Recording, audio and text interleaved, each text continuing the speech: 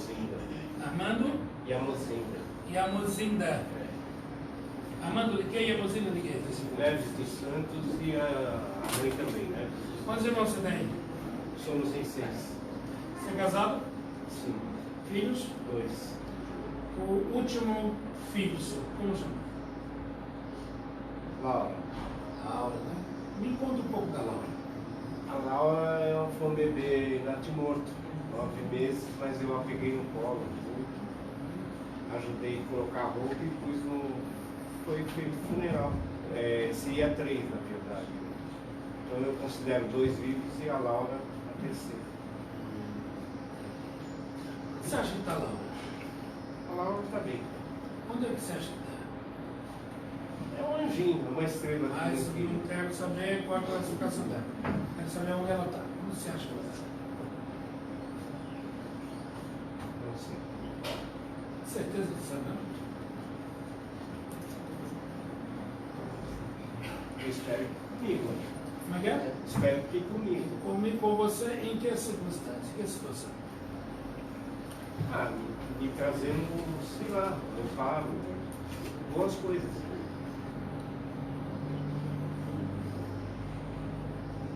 E você, o que leva para lá?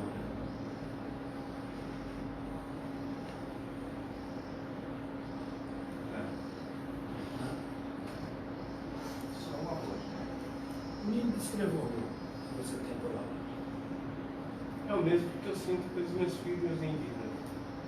Tem certeza? Sim. Mesmo ela não ter engatinhado, sentado, andado, falado, como é que você superou isso? Na verdade, eu fiquei preocupado com a minha esposa, porque foi uma decorrência, né? Ela quase entrou em depressão e fizemos força dela superar essa dor. Sua esposa está aqui? Não. Ela superou, depois ela teve um câncer de mama, tudo veio com ela. Onde você acha que existem as raízes para esse câncer de mama? Eu não sei se é genético, eu não sei, talvez seja em função da dor que ela sentiu, da grande perda. Pode ter sido em função disso. Culpou alguém por essa perda? Culpa o médico. Foi bem picareta na minha filha. Ele chegou a se preocupar com o carregador do celular dele e ela em trabalho de parto. Ele na sala dele. Não deu acompanhamento. Mas por que a vida poderia depender do médico?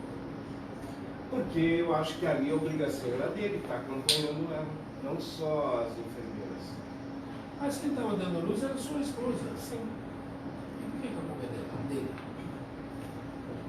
Porque ele fez um juramento, ele quando se torna médico, ele faz um juramento, não faz?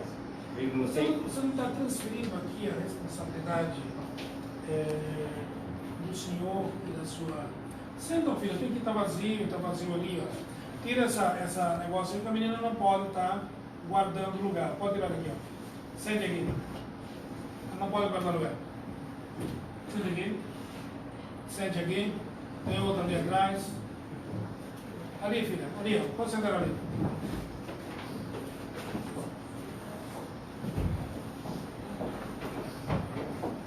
Aqui, pode vir aqui, ó.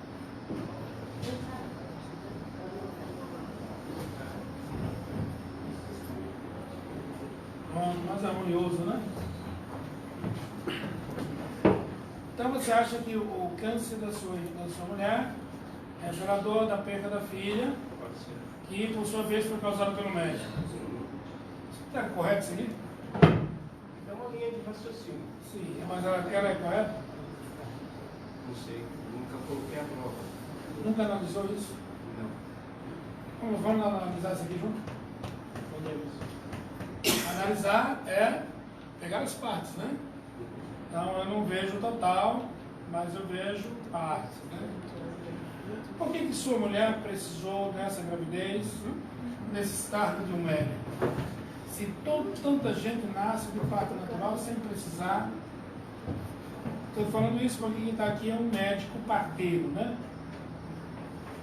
Estamos assistindo. O José Civil está nos assistindo. Certo? Então, ele está desenvolvendo a linha de raciocínio aqui. Por que você acha? Não sei, às vezes só a presença da pessoa já traz um alento para o Você está me falando paciente. aqui de apoio psicológico, né? É. Mas eu não quero falar de apoio psicológico, eu quero falar daqui da vida. Tá? Então você, papai, a mamãe, teve um filhinho que foi embora, perdeu a oportunidade e você não sabe onde é que está essa criatura. Tá certo?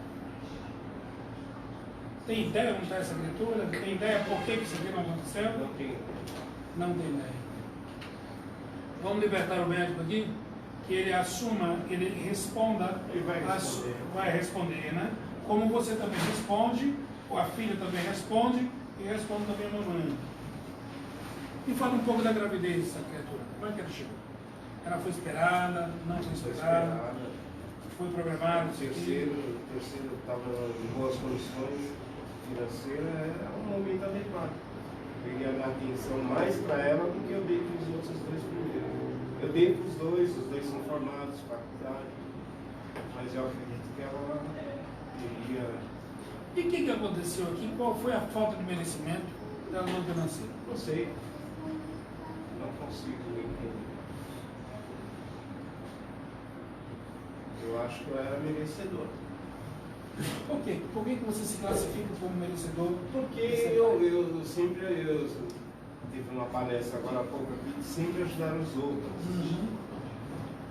Eu sempre agregava, a família sempre vinha em mim.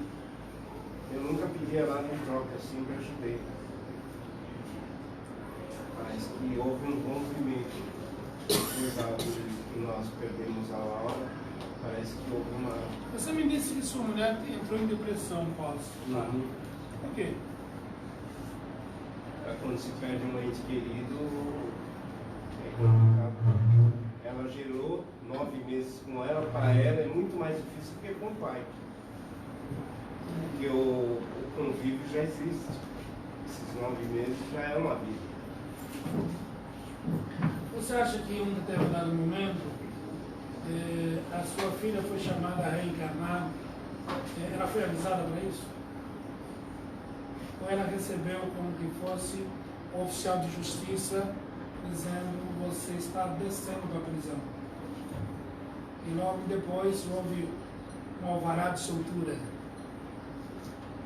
E ela não precisou reencarnar. Pode ser? Olha a linha de raciocínio aqui mudando. Aí nós estamos aqui ainda condenando talvez o camarada que é auxiliar, né? Médico. Certo? E na verdade é uma questão do espírito com a justiça divina. Porque a encarnação ela é compulsória, né? Outras vezes programada, outras vezes compulsória. Certo? E será que a dívida não era da mamãe? Também é um ser. E por quê? Por que o câncer? Não sei. Que o câncer ele só surge nos organismos ácidos, né? E a acidez do organismo quando você tem uma ansiedade, você não tem confiança, você tem aqui uma incompreensão, raiva, ódio. Será que você pode me afirmar se a tua mulher não foi a assassina da sua filha no passado? Não vejo dessa forma. Mas poderia ser. Será que ela receberia, a assassinada receberia de bom grado essa relação com a assassina, argumentando? Porque é na instituição família que vem os assassinos, vem os ladrões.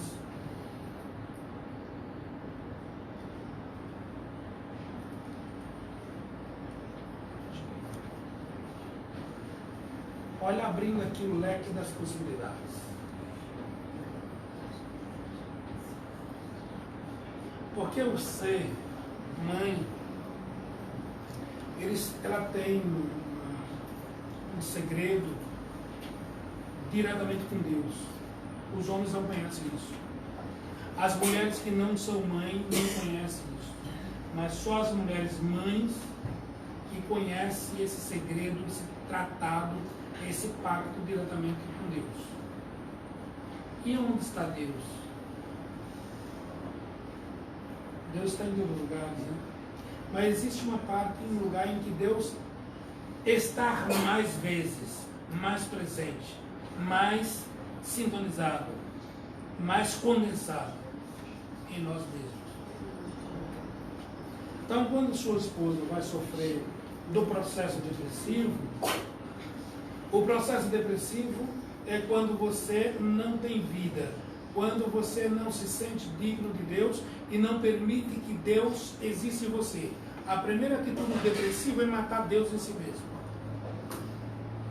Mata a alegria, mata o entusiasmo, o projeto, a esperança, a perspectiva.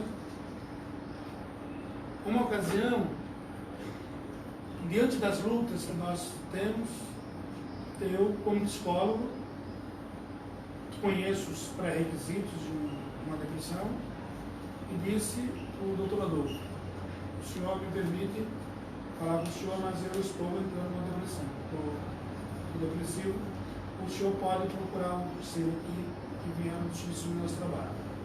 O trabalho não é obrigatoriamente meu, encontro que outro parceiro que vai fazer isso. E ele, muito sábio, ele arremata esta minha afirmação com uma pergunta: você tem tempo de viver uma depressão? Então, porque a depressão é um processo de tempo, de aprofundamento, é um processo de morte, processo de esquecimento, de abandono do espaço que você já tomou. Eu disse para ele: não. Olha a minha resposta que ele me dá. Então você vai continuar trabalhando, nem que seus pés sangrem, e é no rastro de sangue que você vai deixar que eu vou ter certeza que vou te encontrar. Não me deu opção.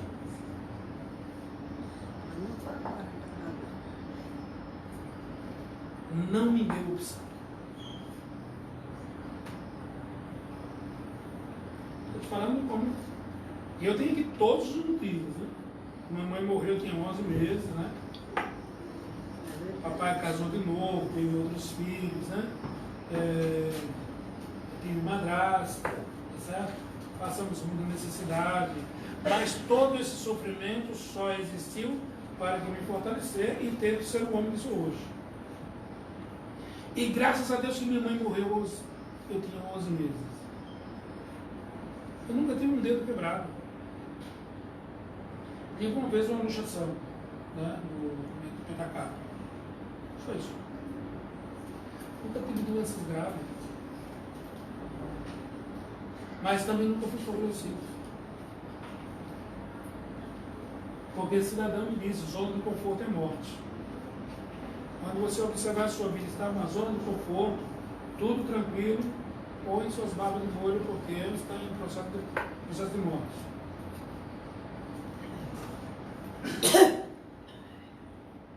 E talvez o câncer que sua esposa teve foi um processo de libertação. Pode observar que sua esposa hoje é muito melhor do que ela era antes do câncer. Então, o câncer e esse processo de dor, ela surgiu para evoluir sua esposa. E quando Jesus vem afirmar: bem-aventurados os aflitos,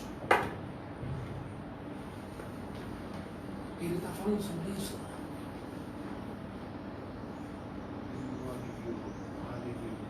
Então, eu quero te falar onde está a sua filha. Ela continua sendo mentora da família. Então, agora você sabe onde ela está.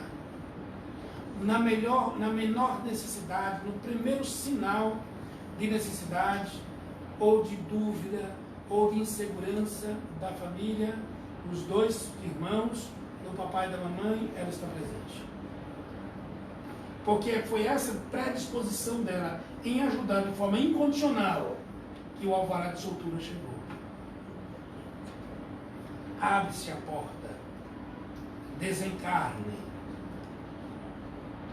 porque ela sabia do processo de dor que estava se aproximando.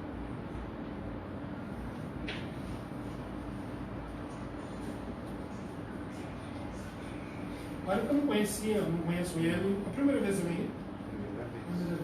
Nós não nos conhecemos, pode até alguém dizer aqui que a gente tratou disso. Agora eu estou sentindo o seguinte, na Bíblia fala, relógio de Deus é diferente. 7 anos de fartura, eu estou nos 7 anos de vacas magras. E o relógio de Deus é paulado. Porque se não tivesse esses anos de 7 anos de vacas magras, você engorda tanto que fecha as artérias, né? O colesterol explode, né? Quebra a coluna, desalinha a bacia, né? Nós estamos saindo do processo de inverno, muitas das árvores, o tempo pediu, me dê tudo que você tem, inclusive suas folhas. Tem aspecto de morte, mas nesse processo de morte surge aqui a seiva, exatamente, né? E olha o que acontece aqui, né? Você falou de 7 anos, a mamãe, do processo, o segredo de Deus com a mãe, né? O pacto de Deus com a mãe. Tem um médico, eu não conheço ele pessoalmente, tenho ligações com ele, porque eu já mandei muitos pacientes para ele, né? Ele já recomendou em outras situações, né? Tenho amigos comuns que trabalham com eles, né? Esse médico chama Sérgio Felipe, é um neurologista. Ele doido, alucinado, né? Alucinado o Sérgio. E o Sérgio, eu nunca pedi autorização para ele para falar dele aqui, né? E o Sérgio, em sua situação de estudante, ele estava metido aqui no momento de física quântica, né? Mecânica quântica. E ele um dia chega em casa, cansado do hospital, ele abre a geladeira, fez essa menina, pegou essa água, né? Abriu a geladeira, pegou uma garrafa d'água e quando ele abre os olhos, ele vê alguém na sala dele. Ele pensou, eita, eu vou tomar uma medicação porque eu estou alucinando. Processo mediúnico, né? Visão. Aí ele prestou atenção. A alucinação que apareceu para ele começou a comunicação. Não, Sérgio, você não está alucinando. Eu sou seu professor, quero que você faça um trabalho. Qual trabalho você quer que eu faça? Eu quero que você vá estudar os cadáveres. Cadáveres? Eu vou não. Eu já estou em outro tempo, estou em mecânica quântica, né? Já saí da época do laboratório, vou estudar cadáver nada. Vai sim, Sérgio. Eu quero que você estude a glândula pineal. Dos esquizofrênicos, né? Dos loucos. Talvez para eles se entender, né? Como eu disse para vocês, ele é pineal, né? Então, talvez seja por isso. Mas como assim? Eu vou estudar a glândula pineal, certo? Vou estudar a glândula pineal. Mas não tem bolsa de estudo, não tem condições de pagar os estudos, não. Mas a USP, a Universidade de São Paulo, está tendo um convênio, nós estamos montando um convênio com a Universidade da França e os franceses vão financiar os estudos sobre a pineal, né? E nós vamos arrumar uma bolsa, você vai estudar isso aqui. Mas eu não tenho tempo, você vai ter tempo, nós vamos escrever você, vai se escrever. E assim foi feito, resumindo, estudaram. E o que esse cara achou aqui na glândula pineal, né? Nos cadáveres dos esquizofrênicos, né? Achou uma grande quantidade de cristais. Esses cristais subentendem que ele teria aqui muitas comunicações desta mente para com outras mentes. e de outras mentes para com esta mente.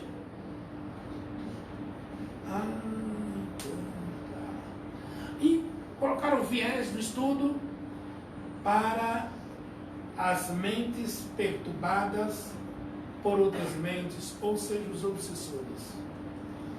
E olha que interessante, no Código Internacional de Doenças, quem é da área de saúde conhece ali? Código Internacional de Doenças, chamado CID-10, né? Hoje tem, eu acho que é o CID-11 já existe. Tem lá, letra F desse código, questão 43.2, está lá escrito: a obsessão é uma patologia, pode se afastar do trabalho, pode ser aposentado. Então, abre-se aqui um processo de comunicação mentais, encarnado e desencarnado, para esta gama de patologias. Aqui já não é mais questão religiosa, questão de ciência. Bacana, né?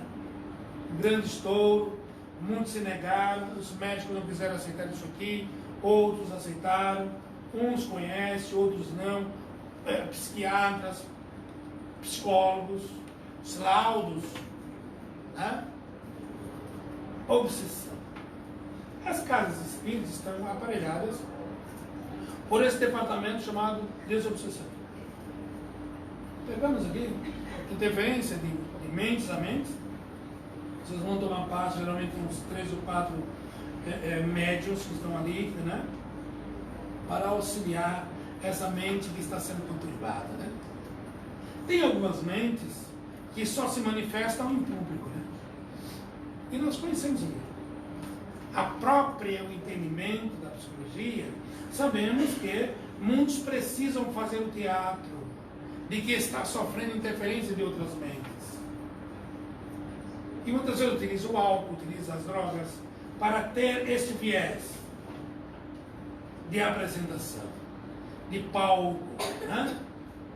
É a grande incorporação. Uns se matam, outros se ferem, outros se mordem, arranca a cabeça, arranca o cabelo, outro arranca as roupas. Mas essas pessoas não fazem isso sozinhos. Eles fazem isso quando existe uma plateia para ser observada. Porque na verdade é um ator. Ele quer me dizer que ele está sofrendo. E aqui sim é algo a ser corrigido. Nós tivemos aqui uma ocasião, uma senhora que chegou aqui pelo processo das mães, e ela foi tomar paz, ou foi para o processo de obsessão, chegou lá, resolveu dar o seu show, porque tinha lá um público, né, os trabalhadores, né? Era a desmoralização da casa espírita, né? Ou do trabalho mediúnico. Muitos dos médicos ali presentes acharam é uma incorporação. Estava presente, sai todo mundo, sai todos os médicos, deixa eu ficar lá. E ela fez o seu papel extraordinário, né? Arrancou a roupa, ficou nua, como nasceu, e rodopiava no chão, né?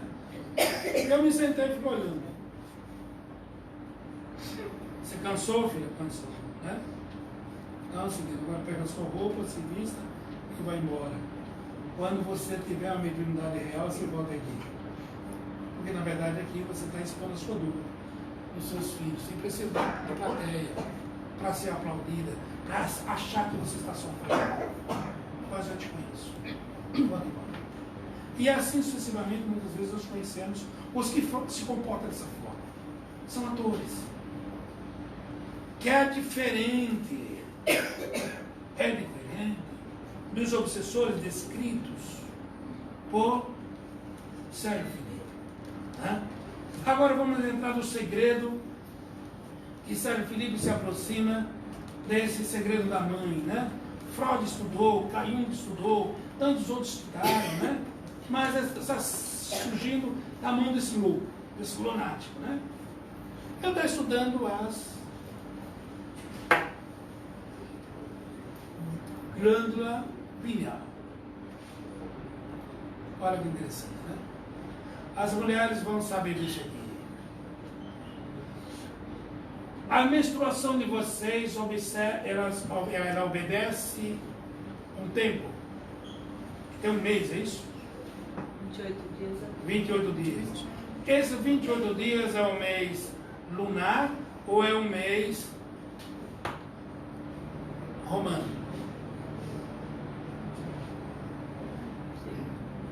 Quem regula esse tempo? A glândula pineal. E ela observa rigorosamente o mês lunar. A ovulação, ela está aqui. E quando o organismo, a pineal, não ler isso aqui, há um desregramento. Por isso, quando vamos falar aqui, nós vamos aplicar um hormônio para suspender a menstruação, você mexe com essa glândula que é a base da vida. E essa glândula que mede as 9 luas para o nascimento. Ela produz a satisfação, porque ela é capaz de ler. Olha o que eu vou dizer para vocês. Ela é capaz de ler a intensidade da luz. Essa luz visível aos nossos olhos, mas também a luz das estrelas que já não mais existe, morreu em alguma parte do universo e por acaso está passando por aqui. Ela interfere e lê. Quando vamos ler que é influenciada pela luz produzida nas supernovas que estão acabando de nascer. E talvez o segredo de Deus venha na observação e no aprofundamento da análise dessa glândula, que é a glândula da interferência, da recepção, da emissão, ou glândula da mediunidade.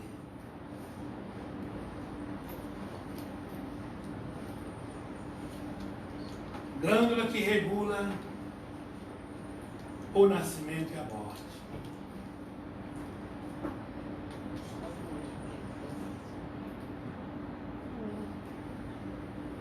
Quando nós morremos, Os homens não eu têm? tô, assisto. Os homens não têm? Como é que é? Os homens não têm? Não tem, mas não se manifesta dessa forma. Quando a mulher, mãe, ela tem essa alta sensibilidade. Por isso essa ligação profunda. É uma sensitiva. Elas interagem. Eu tenho uma filha e vejo a relação da minha filha. Ela, uma sente, a outra responde. Elas têm uma cordependência. E nada se interfere aqui. Você pode ver o Gabriel e a Cláudia. Você é tua mãe. Não existe. Não existe. Né? A mãe pode estar do jeito que for, mas você vai encontrar um ponto na vida, né? Uma essência que vai te ligar, que vai fazer. Então, voltando a esse campo, né, da maternidade, esse segredo, né, por isso o Iecim, ele tem toda uma força voltada à gestação da mulher, né, o amparo do nascimento. E isso não se manifesta só no nascimento, viu? Ela vai se manifestar também na morte. Os senhores vão desencarnar e vão observar que 40 dias depois, ou seja,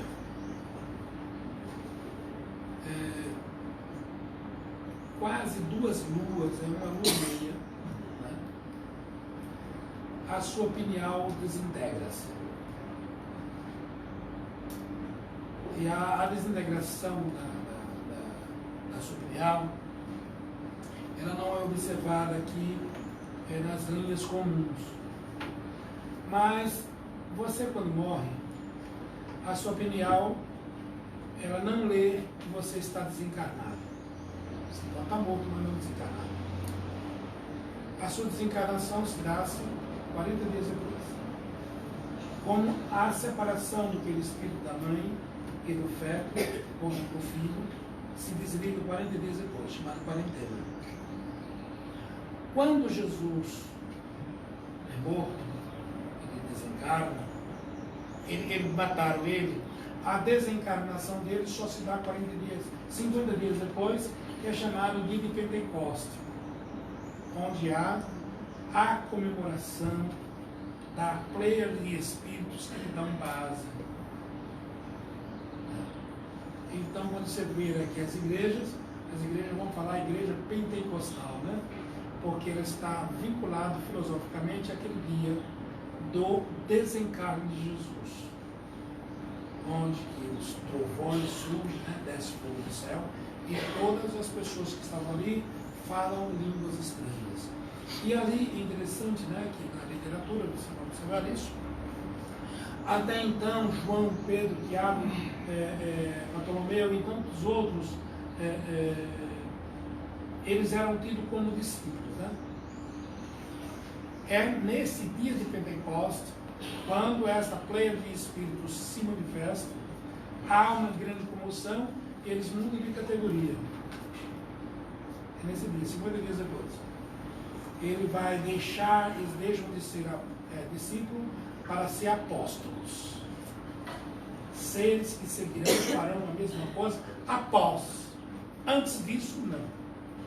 Porque ele não tem desencarnado. Então, quando os familiares morrerem, espere eles desencarnarem. Será dar 50 dias depois. Enquanto isso, mantenha as roupas dele, o guarda-roupa, o chinelo, o carro dele.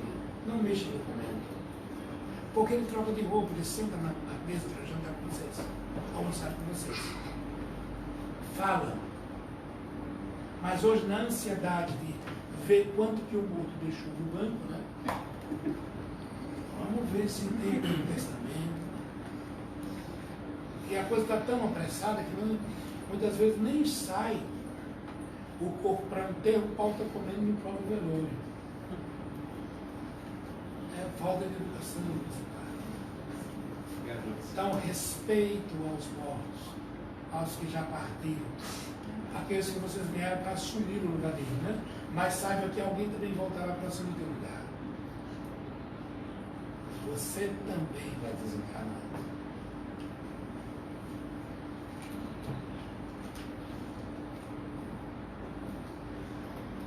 Falamos demais hoje, né? Posso fazer uma pergunta? Pode vir.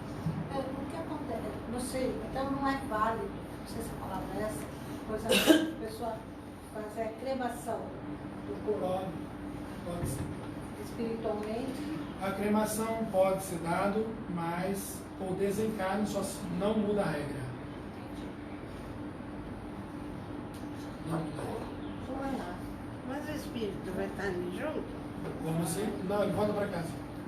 Não, na cremação? Sim, ele Ele observa. acompanha. Observa. Mesmo no enterro, né? Ele No acompanha. enterro. Observa o enterro. Nossa, que isso. Você trabalha. Já trabalhou nos trabalhos de você? Você vê quantos ali chegam sofrendo, né? Mas espiritualmente não existe diferença nenhuma de cremar Laércio, ou enterrar. conta aquela história da cremação do pai da Daniela. Não lembro Não.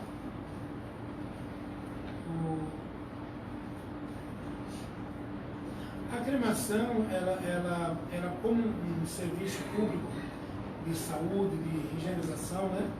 Para incinerar as bactérias, os vírus, né? Ela é válida. Mas porque os elementos na natureza não se perdem, né? A água evapora, o zinco, o magnésio, tudo isso aqui, ele volta para a sua reintegração à natureza. Tá certo? Então, como forma de incinerar, né? De saúde pública é válida. Agora, ela não dissolve, ela não altera o mecanismo do desencarne.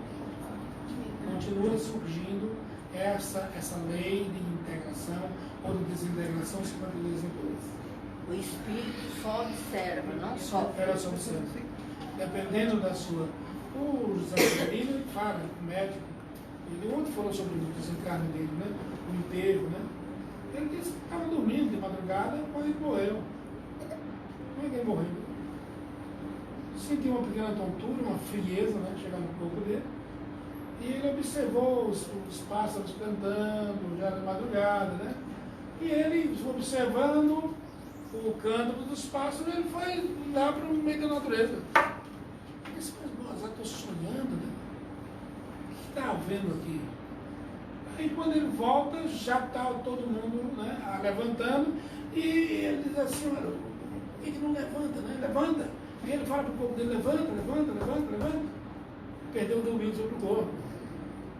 Aí ele ficou em pânico quando disseram, ele está morto.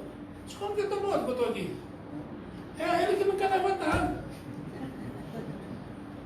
Aí começou a chegar, correr a notícia, começou a chegar gente para lá e para cá, ele muito conhecido.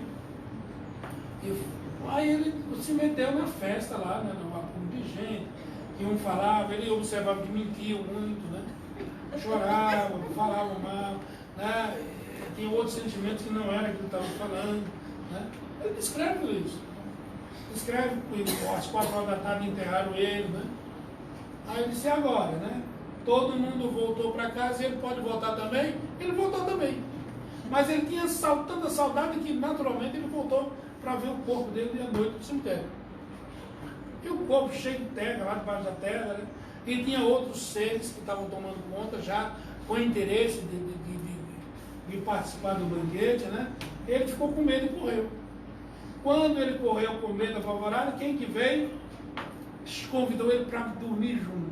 A mãe dele, né? Que já estava morta, né? Morreu em 63. Aí ele volta, ele disse, vou dormir com a mãe. Ele disse, mas um irmão não foi dormir com a mãe com medo, né? É daí que começa o processo de entendimento.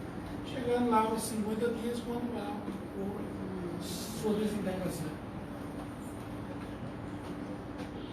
O senhor falou da Laura, meu sogro, em 2016 faleceu e ficou, não sei porque a família ficou no lugar dela. E parece que de lá para cá a minha vida deu essa guinada, deu essa baixada. Tem alguma coisa? Tem. Quando a gente está muito gordo, né? Precisamos cortar o excesso de gordura, né? A zona de conforto, né? Corta isso aqui, então corta isso aqui, né? Começa a entrar no processo de exercício, pouca alimentação, pouco açúcar, porque o açúcar é gostoso, né? Mais observação, porque Exato. muitos dos amigos deixaram de sentar mesmo. Então começa a surgir aqui o processo de crescimento, de enriquecimento. Tudo ao contrário, Eu né? estou vivendo isso. Né? Se você pega a vida de Elvis Presley, né? Muitas vezes eu me encontro com esse cara. Isso é Elvis. Por que tu entrou nessa zona de conforto? Os seus amigos, né? Facilidade, a minha voz, os aplausos fáceis. Né?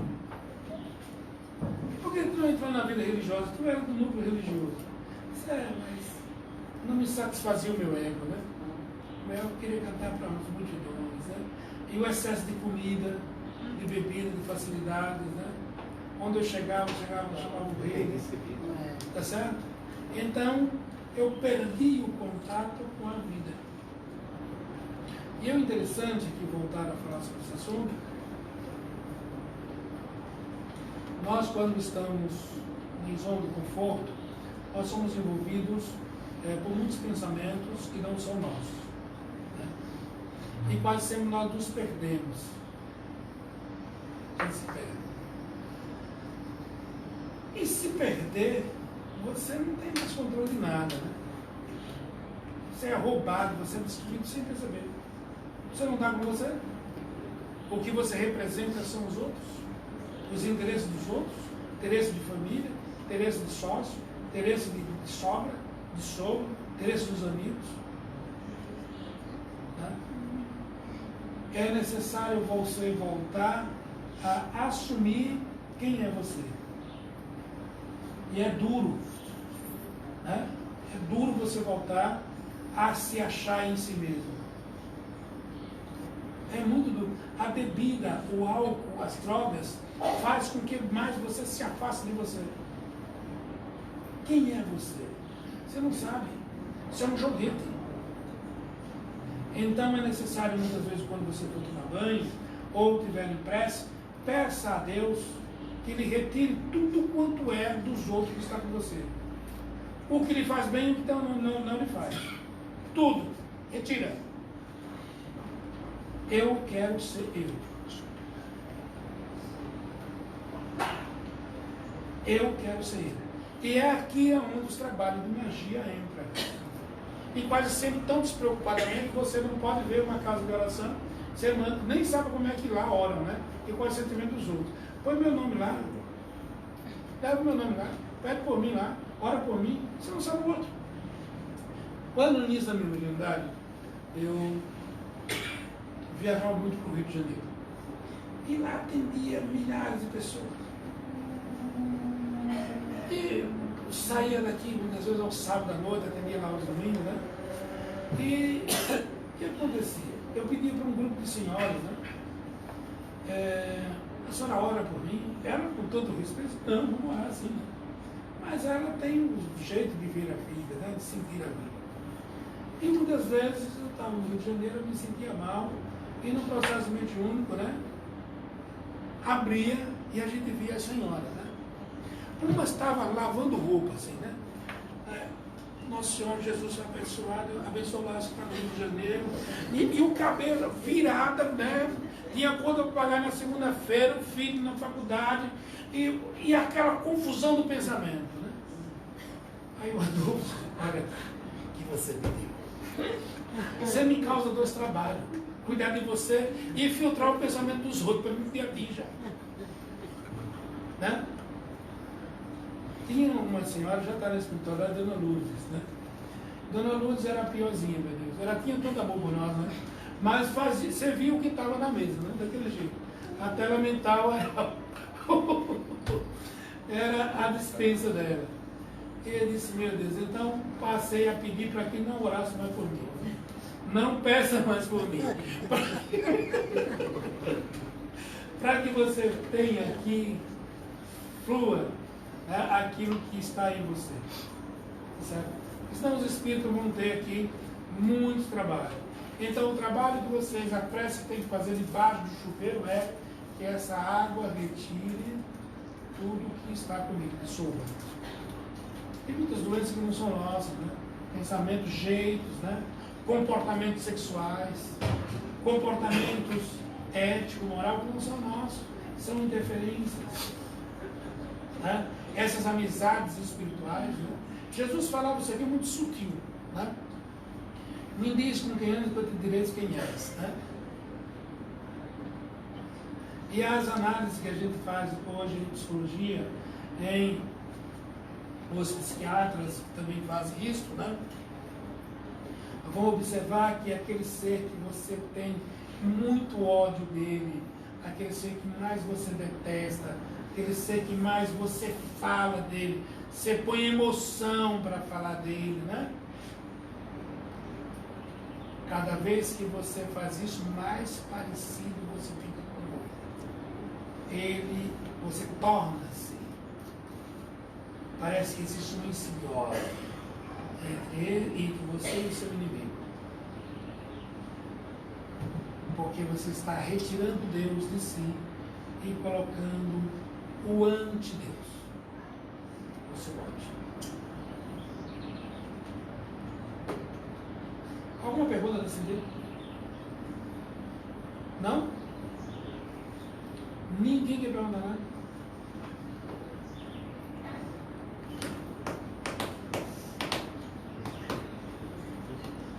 Lembre-se que nós somos igualmente os santos das procissões. Sai da igreja para ir para a procissão, mas volta para o mesmo lugar. A procissão volta. Diga. Sobre depressão, dando inclusive testemunho seu. Como é que as pessoas saem disso? Mudando a sua amizade. Porque a depressão, ela não atinge só o encarnado. A depressão, ela atinge os desencarnados em sua maioria. E são os depressivos que preenchem todos os lugares e categorias dos infernos.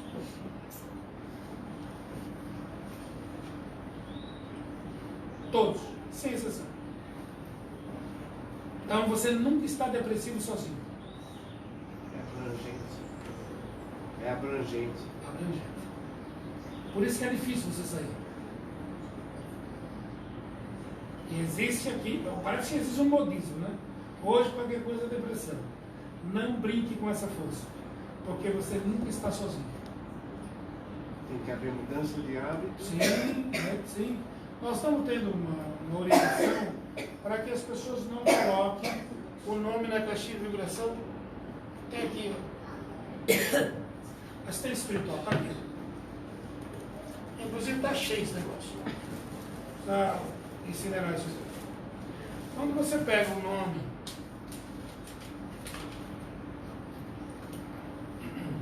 deixa eu ver o que é isso aqui.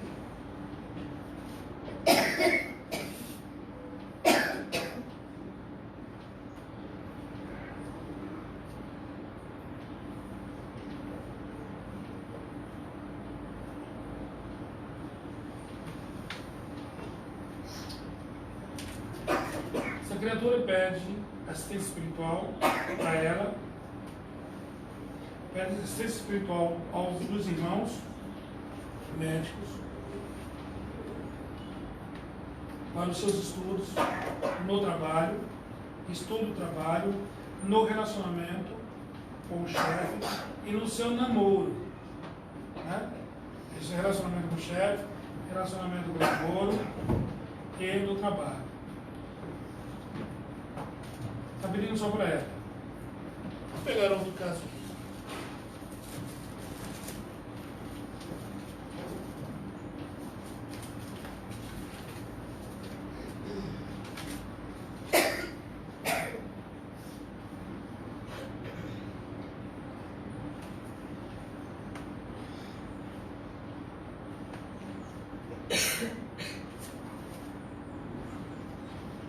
Ela pede aqui assistência espiritual para ela.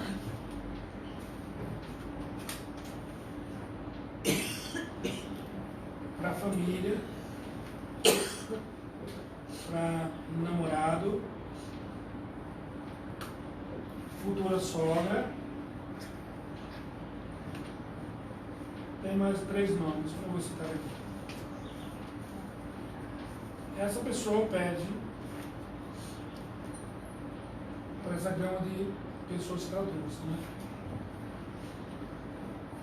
Seria necessário aqui que essas pessoas pedissem para ela fazer isso aqui. Porque isso aqui é um pedido para autoridades, né? Aqui, quando você precisa de um processo, você vai no fórum e protocola um processo, né? Ali surge um número, idêntico aqui. Então, as partes que estão citadas no processo vão ser chamadas. Mas ela lhe deu autorização para você abrir o processo? Que você está pedindo para ela? Não, né? Então, se não lhe deu autorização, você está sendo um intruso. Você está mexendo com causa que não lhe pertence. Então, sua vida, em vez de melhorar, ela piora. Porque você passa a ser cobrado por pessoas que você tentou ajudar, mas você não pediu autorização. É necessário pedir autorização. Ela quer, aqui o Neo Lúcio vai falar uma ocasião, Jesus sai de Cafarnaum, sai com Pedro, Tiago, sobe em direção a Jerusalém. Chegaram cansados já, 4 horas da tarde, viram lá em Jerusalém, um centurião tinha tomado todas, né? Então eu acho que tinha tido um derrame, o bicho estava torto na liteira, né? Carregado pelos escravos. Pedro, observa, é o sentimento natural. É o sentimento natural. Pedro cai nessa aqui também. E Pedro vai dizer, Jesus, eu gostaria de ter o poder e chegar para esse irmão que está doente. Olha como ele está. Eu gostaria de colocar a mão na cabeça dele e fazer uma oração, mostrar para ele a que Deus eu sirvo, o Deus vivo. E restabelecer-lhe a saúde. Jesus falou para ele assim, fantástico o teu pensamento. Mas você perguntou para ele se ele quer? A mesma linha de raciocínio. Essa irmã perguntou para ele se eles querem. Debateu sobre esse assunto? Muitas vezes em obsessão nós encontramos irmãos, quando passa o nome é obrigatório, né? As autoridades espirituais vão buscar. E trazem. Eles se comunicam, dizem assim, por que me chamaram aqui? Eu fiz o quê? Eu estou fazendo o quê? Me diga por que estou sendo processado. Então você precisa, quando colocar aqui, sabe o que está pedindo. Você quando tem um relacionamento de 10, 15 anos, de um dia, um mês, casou. Você tem autoridade. Na autoridade da terra, você vai lá que existe uma certidão. Você vai lá e pede uma certidão desmanchando o casamento. É isso? Estou solteiro, separado, estou divorciado. Certo? Você sai uma certidão logo depois com a desvinculação. Na religião você faz isso? Não, né? Você volta à autoridade espiritual pedindo que lhe liberte daquele compromisso? Não. E nós muitas vezes queremos ter uma vida feliz. Você está comprometido no departamento da espiritualidade com outro ser? E você acha que algum promotor vai chegar para você e dizer, me dá aqui o seu dedinho, que você não sabe ler, nem sabe a instituição que você pediu ajuda, marca aqui com a sua digital, a gente sobe isso aqui. Não é assim. É necessário voltar lá, pedir. Você não consultar com um padre ou com um pastor, o que seja. Mas chega e faça uma oração. Eu vim aqui porque foi nessa autoridade espiritual que eu selei um compromisso com o fulano e tal, o Beltrano, e vim aqui pedir a dissolução desse compromisso. Tá bom. Está livre. Mas caso contrário, você continua vinculado. Por isso que você anda na espiritualidade, você encontra tanta gente enrolada. É processo de tudo quanto é coisa.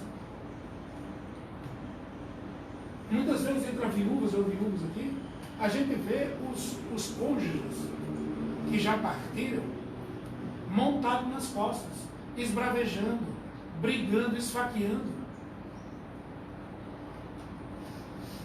dando tiro um no outro espiritualmente.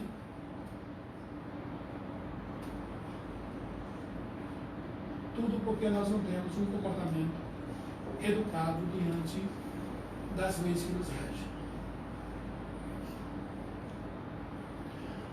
Nós temos um hospital, nós atendemos muita gente. E é interessante porque vão lá pessoas de diversas categorias sociais. E lá nós servimos água, né? Água para o paciente e para os colaboradores. Tem as águas fluídicas. E é um bairro de classe média alta. Então, tem muitas residências. Nós não extrapolamos o horário de funcionamento. E fizemos um trabalho extraordinário de assistência espiritual. Mas aqui ontem fui obrigado a montar uma estratégia de assistência de comportamento. Fui avisado pela secretária que uma senhora, uma moradora, bateu o portão e disse, olha, nós sabemos que existe aqui reuniões às quintas-feiras. E todas as quintas-feiras nós estamos observando que a calçada dos senhores, às sextas-feiras, ficam repletas de garrafas de água, copinhos de água, copinhos de café, tantas outras coisas, Isso aqui não existia antes. É uma questão de educação, né? É uma falha de educação que nós está sendo observado, né? Houve uma queixa. Então é necessário, eu não deveria perder esse tempo para fazer isso, mas é necessário. Eu já achava que essa etapa estava já completa, né?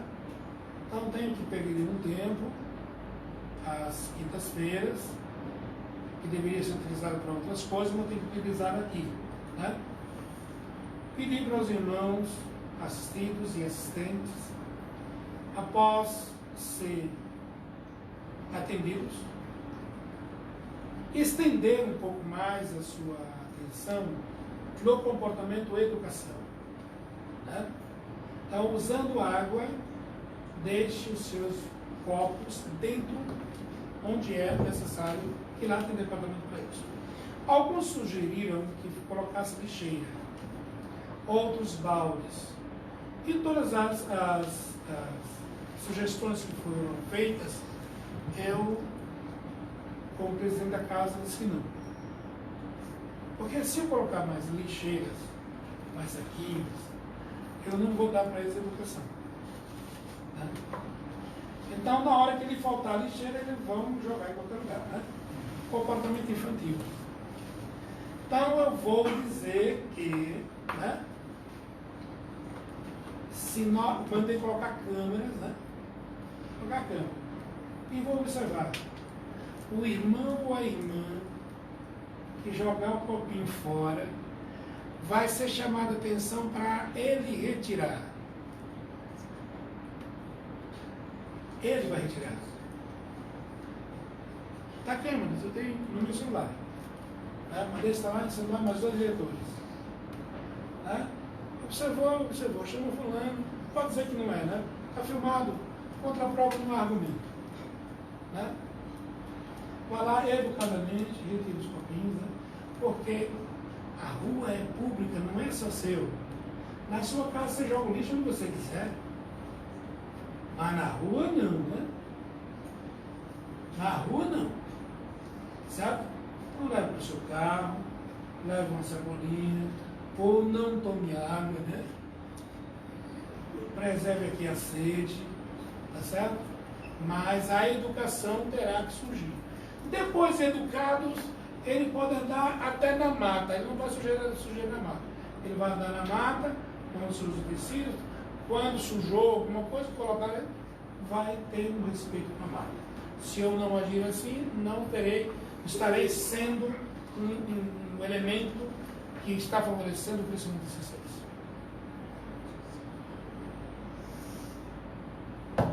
Como vi ali, muitos lugares ali, copinhos de café, copinhos de água, alimentos, né, prato de alimentos jogado fora. Eu não preciso dizer.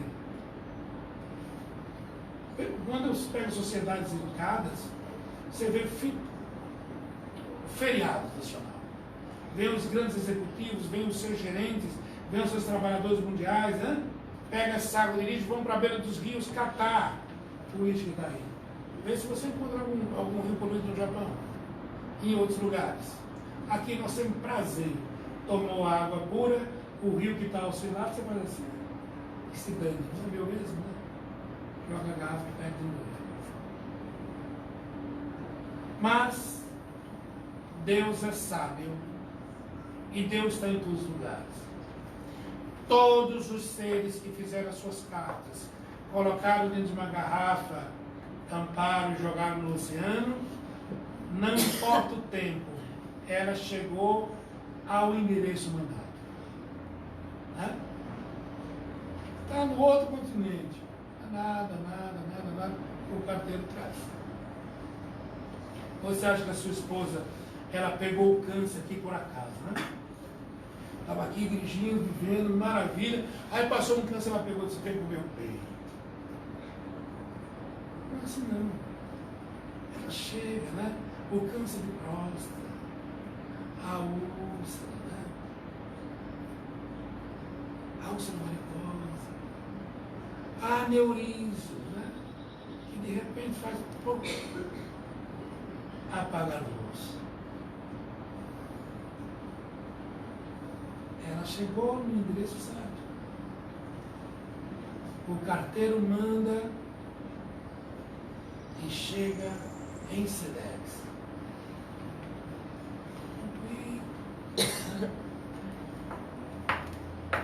Até nós nos educarmos. Certo? Tranquilos? Então vamos pedir a Jesus, nos abençoe, abençoe essa casa, humilde, simples. Né? Rogar a Jesus pela assistência espiritual a todos nós irmãos, encarnados e desencarnados. Que o grande trabalho do Evangelho é um dia poder esvaziar de forma educada e jamais ser aberta a porta dos infernos, porque os infernos serão uma porta do céu. Quando os homens ali que vivem encarnados e desencarnados tiverem educação, conhecer Jesus, os mansos herdarão a terra, bem-aventurados pacíficos, honrai pai e mãe, vós que sois maus, não dá de uma serpente a teu filho que pede um peixe, avalie teu pai. Acredite nesse Deus que existe dentro de nós. E que o poder da justiça nos atinge e nos envolve em todo instante. E a dor não é punição, a dor é um processo de reeducação. Abençoado amigo da eternidade, o Cristo Consolador, se conosco, amigo, neste dia extraordinário em que o sol nos aquece. As crianças vivem ao nosso lado sorrindo, os anciões felizes e esperançosos por novas portas, que se abrem diante dos seus olhos, renovados e amparados em tua assistência. Obrigado, Jesus, por esse grupo que nos assiste, por essa pátria que nos viu nascer. Obrigado, amigo, pelo silêncio da natureza, pela calma que nos invade. Obrigado, Jesus. Obrigado, Jesus.